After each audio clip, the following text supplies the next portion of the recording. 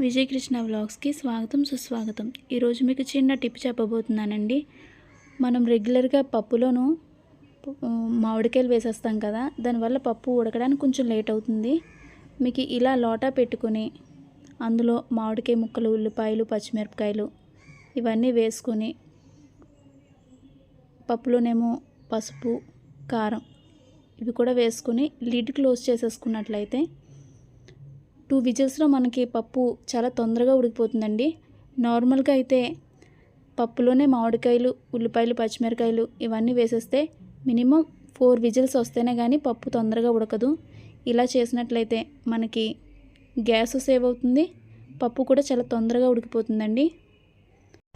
తర్వాత ఉడికిన పప్పులో కొంచెం ఉప్పు వేసుకొని తాలింపు పెట్టేసుకోవడమే.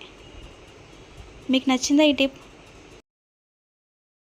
మరిన్ని మంచి వీడియోస్ కోసం లైక్ చేయండి, షేర్ చేయండి, ఇంకా సబ్స్క్రైబ్ కూడా చేయండి. Thank you for watching.